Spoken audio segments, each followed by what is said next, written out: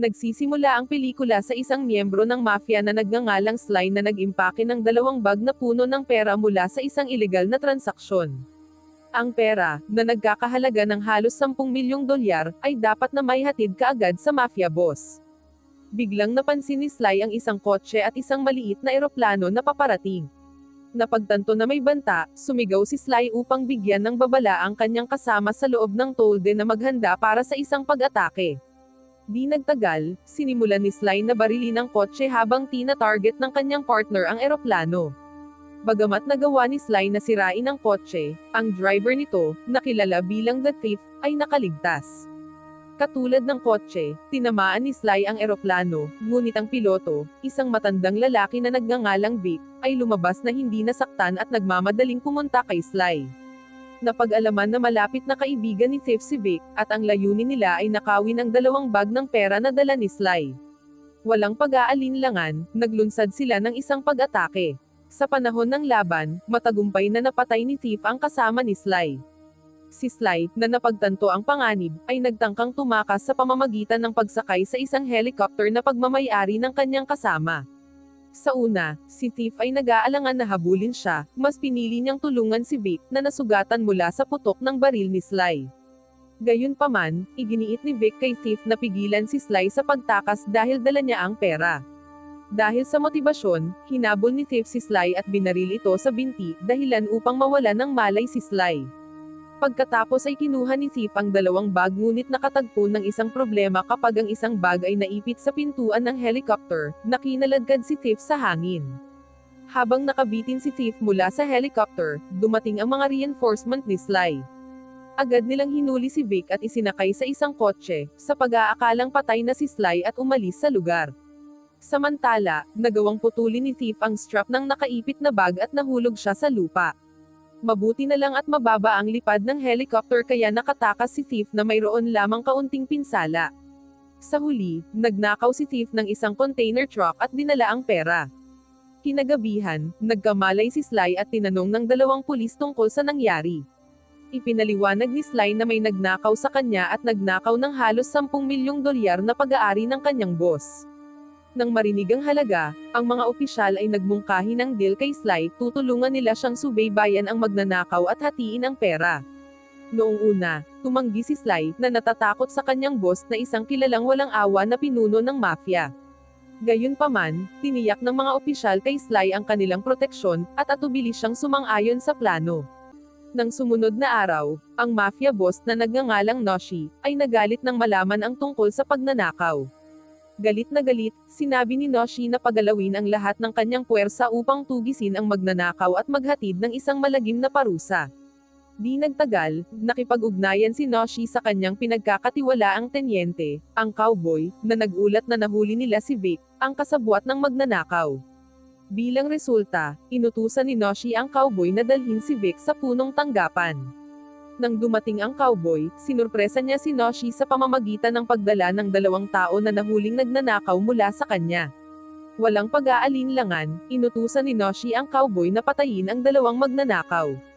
Kapag nauubusan ng bala ang cowboy habang tina-target ang isa sa kanila, pumasok si Noshi at brutal na pinatay ang magnanakaw mismo.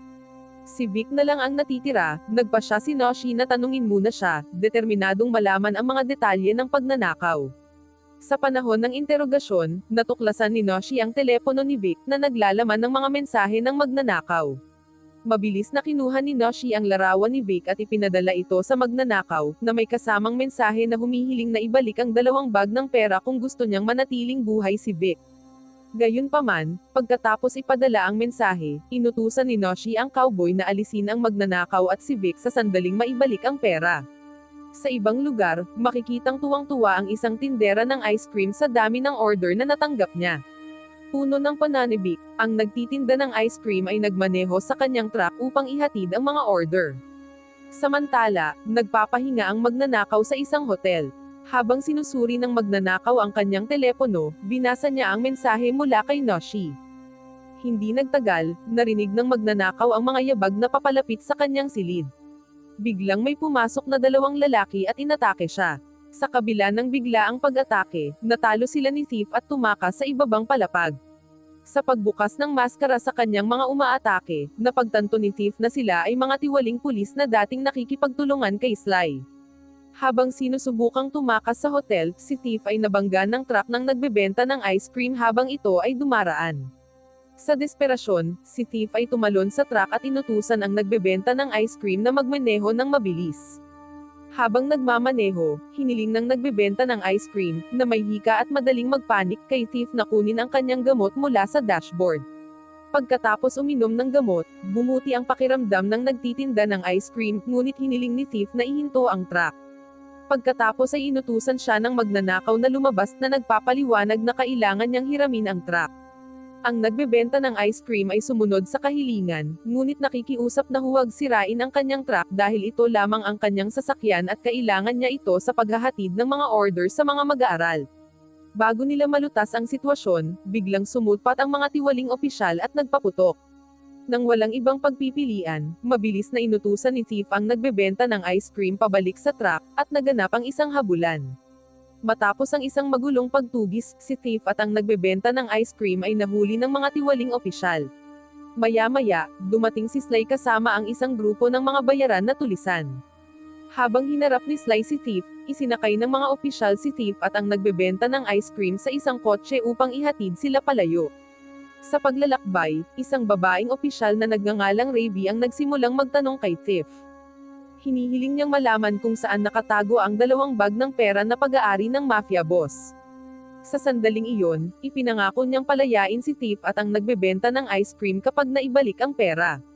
Pagkatapos ng ilang sandali ng pagsasaalang-alang, sumang-ayon si Thief at nagsimulang magbigay ng direksyon kay Ravi. Pagdating nila sa tinukoy na lokasyon, binigyan ni Ravi ng mga tagubilin si Sly at ang kanyang grupo. Binigyang diin niya na hindi dapat saktan si Thief dahil siya lang ang nakakaalam kung saan nakatago ang pera.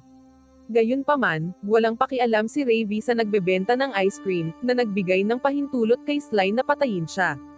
Nang marinig ito, si Thief, na naawa sa nagbebenta ng ice cream, ay nagbabala na kapag sinaktan siya ni Sly, hindi niya kailanman ihahayag ang lokasyon ng pera. Dahil sa babala, tinalikuran ni Sly ang kanyang planong patayin ang nagbebenta ng ice cream. Pagkatapos ay inutusan ni Ravi si Thief na dalhin sila kung saan nakatago ang pera. Dinala sila ni Thief sa isang bakanteng bodega. Gayunpaman, lumalabas na ang bodega ay hindi kung saan nakatago ang pera, ngunit sa halip ay isang lugar kung saan itinago ni Thief ang kanyang mga armas. Pagdating sa loob, mabilis na pinalaya ni Thief ang kanyang sarili at ang nagbebenta ng ice cream sa kanilang pagkakatali. Hinanda ni Thief ang kanyang sarili at naghahanda para labanan ang grupo ni Ravi. Sa gitna ng kaguluhan, pinasabog ni Thief ang isang bomba na dati niyang itinanim, at inutusan ang nagbebenta ng ice cream na magtago sa silid habang kinakaharap niya si Sly at ang mga bayaran na tulisan. Sa matinding labanan, na-corner si Thief ni Sly at ng kanyang grupo. Gayunpaman, ang nagbebenta ng ice cream ay biglang nagpakita ng hindi inaasahang kagitingan, na tumutulong na iligtas si Thief. Magkasama silang nakatakas. Sa loob ng bahay, natuklasan nila ang isang motorsiklo at ginamit ito upang tumakas sa lugar.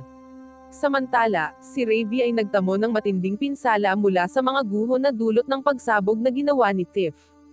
Sa kabila ng kanyang kalagayan, nakaligtas si Ravi, at ang kanyang koponan ay umatras na iniwan ang lugar sa kaguluhan. Nang gabing iyon, si Thief at ang nagbebenta ng ice cream ay nagpapahinga sa isang malawak na lupain, na pinapainit ang kanilang sarili sa pamamagitan ng apoy. Sa kanilang pag-uusap, tinanong ni Thief ang pangalan ng nagbebenta ng ice cream, dahil hindi pa sila nagpapakilala sa isa't isa. Ipinahayag ng nagbebenta ng ice cream na ang kanyang pangalan ay Tom at tinanong si Thief kung ano ang susunod na mangyayari at kung bakit niya ninakaw ang pera ng mafia boss.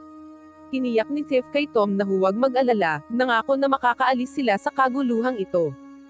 Samantala, ikinwento ni Thief kung bakit niya ginagawa ito, ipinaliwanag ni Thief na si Noshi, ang mafia boss, ang naging sanhi ng pagkagumon ng kanyang ama sa ilegal na droga, na sa huli ay humantong sa kanyang kamatayan mula sa labis na paggamit. Sa pagnanakaw ng kanyang pera, umaasa si Thief na maabala ang kanyang mga operasyon at maiwasan ang karagdagang pinsala. Sa sandaling iyon, nakatanggap si Thief ng tawag mula sa cowboy, ang kanang kamay ni Noshi. Tinanong ng cowboy kung bakit hindi tumugon si Thief sa naunang mensahe at tinanong kung wala ba siyang pakialam kay Vic, na hawak pa rin nila. Sumagot si Thief na abala pa siya sa ngayon. Pagkatapos ay iminungkahi ng cowboy ang isang palitan, ang 2 bag ng pera bilang kapalit sa buhay ni Vic. Napagtanto na ang buhay ni Vic ay nasa matinding panganib, si Thief ay sumang-ayon sa deal, at ipinadala ng cowboy ang lugar ng pagpupulong. Pagkalipas ng 2 oras, dinala ni Thief si Tom sa storage site kung saan niya itinago ang kanyang container truck. Pinasok nila ang isa sa mga lalagyan, kung saan ibinunyag ni Thief ang 2 bag ng pera na ligtas na nakatago sa loob. Binigyan ni Thief si Tom ng isang stack ng cash bilang kabayaran sa kanyang nasirang ice cream truck. Bagamat sa una ay tumanggi si Tom, sinabing ito ay sobra, ngunit iginiit ni Thief na nagsasabi na ito ay gantimpala para sa kanyang ginawang tulong. Pagkatapos ay hinimok ni Thief si Tom na umalis para sa kanyang kaligtasan dahil kailangan niyang harapin ang pakikipagpalitan kay Noshi upang iligtas si Vic. Bago humiwalay, binigyan ni Tom si Thief ng isang kwintas na krus na nagsasabing ito ay magdadala sa kanya ng swerte.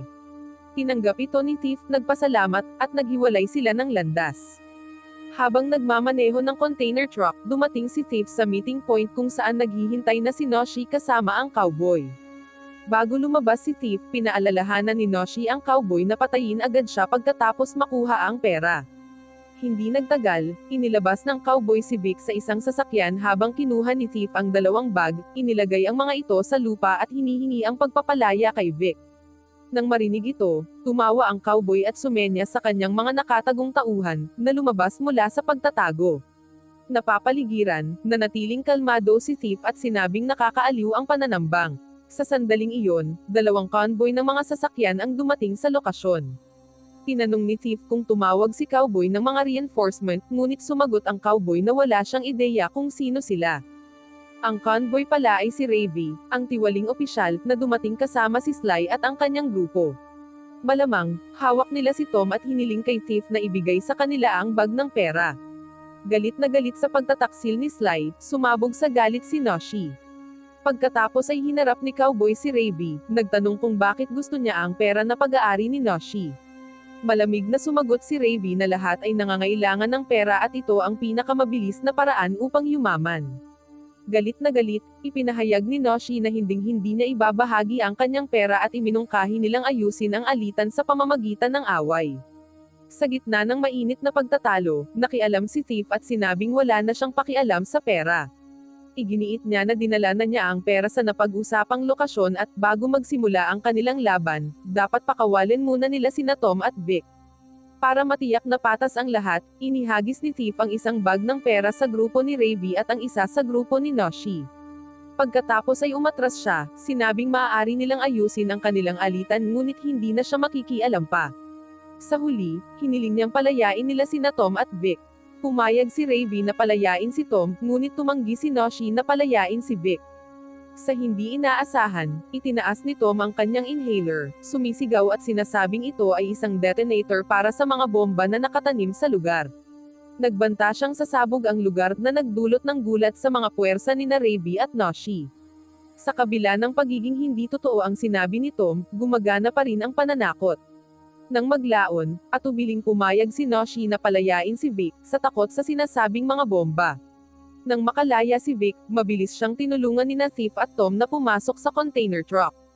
Inutusan ni Thief si Vic na magmaneho habang siya ay nanatili sa likod ng truck, naghahanda para sa kanyang susunod na galaw. Nakabitin sa likod ng truck, si Thief ay nagsiwalat ng isang tunay na bomb detonator. Lingid sa kaalaman ng iba, si Thief ay nagtanim ng mga pampasabog sa isa sa mga bag na ibinigay sa grupo ni Noshi, habang ang isa pang bag na puno ng pera ay nanatili sa lalagyan. Walang pag-aalinlangan, pinasabog ni Thief ang bomba, na lumikha ng isang napakalaking pagsabog. Hinati ng kaguluhan ang mga puwersa ni Noshi, hinabol ng ilan si Thief, habang ang iba ay nakipag-away sa grupo ni Ravi. Sa panahon ng kaguluhan, dinaig ng mga puwersa ni Noshi ang koponan ni Ravi, na naiwan lamang sina Ravi at Sly. Si Sly, gayunpaman, ay nakipagsanib puwersa sa cowboy upang nakawin ang natitirang bag ng pera mula sa container truck. Mabilis na hinabol ng dalawa ang truck. Sa sumunod na habulan, gumamit pa ng bomba si Thief para pabagalin ang mga humahabol sa kanya. Nakipagsapalaran pa siya sa pamamagitan ng pagsakay sa isang motorsiklo para mabawi ang bag ng pera na unang ibinigay kay Noshi. Samantala, na-corner ni Noshi at ng kanyang mga nakaligtas na tropa si Ravi sa kanyang sasakyan, naghahanda na patayin siya. Gayunpaman, lumipat ang kanilang atensyon nang mapansin nila si Thief na kinukuha ang bag habang sakay ng kanyang motorsiklo. Nang samantalahin ang pagkakataon, nakatakas si Ravi at sumama sa pagtugis kay Thief. Galit na galit, inutusan ni Noshi ang kanyang mga tauhan na habulin si Thief habang plano niyang sundan ang isang helicopter. Ilang sandali pa, nagpumiglas sina Vic at Tom habang patuloy na pinaputukan ng mga puwersa ni Noshi ang kanilang truck. Biglang dumating si Thief, binaril ang mga sumalakay at pinatigil ang kanilang mga sasakyan. Matapos alisin ang banta, umakyat si Thief sa lalagyan para tulungan sina Vic at Tom. Gayunpaman, kailangan na niyang harapin sina Cowboy at Sly, na lumalapit sa kanila. Kasabay nito, naabutan ni Ravi si Cowboy at pinatay si Sly. Maya-maya, dumating si Noshi sakay ng kanyang helicopter, nagpaulan ng bala sa lahat. Ang kanyang mga pag-atake ay naging sanhi ng mga sasakyan na lumihis at bumagsak sa kalsada, kabilang ang kanyang sariling helicopter. Makalipas ang 30 minuto, nagkamalay si Vic at sinubukang gisingin si Tom. Biglang sumulpat ang cowboy at binaril si Vic sa dibdib. Nang marinig ang putok ng baril, nagising si Tom, na nabigla nang makita ang cowboy na nakatutok sa kanya ng baril. Habang naghahanda ang cowboy na patayin si Tom, dumating si Thief at binaril ang cowboy, na nagligtas kay Tom. Nawasak sa pagkamatay ni Vic, lumuhad si Thief sa tabi ng kanyang namatay na kaibigan, tumutulo ang mga luha sa kanyang mukha. Hiniling niya kay Tom na manatili sa katawan ni Vic, na hinihimok siyang huwag umalis sa kanyang tabi. Samantala, nilapitan ni Thief si Ravi, na mahinang nakahiga at hawak-hawak ang isang bag ng pera. Sa malapit, si Noshi, na buhay pa ngunit malubhang nasugatan, ay itinutok ang kanyang baril kay Thief, na naglalayong patayin siya. Bago siya makapagpaputok, inipon ni Ravi ang kanyang huling lakas para bumaril, na pumipigil kay Noshi. Sa kanyang nalalapit na kamatayan, nakiusap si Ravi kay Thief na hayaan siyang kunin ang pera. Ipinaliwanag niya, na kailangan niya ito upang mabayaran ang operasyon ng kanser sa utak ng kanyang anak. Dahil sa kanyang desperasyon at pagiging makatao, nag-alinlangan si Thief ngunit kalaunan ay pinayagan siyang kunin ang bag. Ang huling eksena ng pelikula ay lumipat sa isang tahimik na lokasyon. Sina Thief at Tom ay nakikita na inilibing si Vic sa isang mapayapang lugar sa ilalim ng isang malaking puno. Sa paglubog ng araw, pinasalamatan ni Thief si Tom sa kanyang walang humpay na tulong at katapangan sa buong pagsubok nila. Wow naman! Doon nagtatapos ang pelikula mga idolo, salamat sa inyong panonood.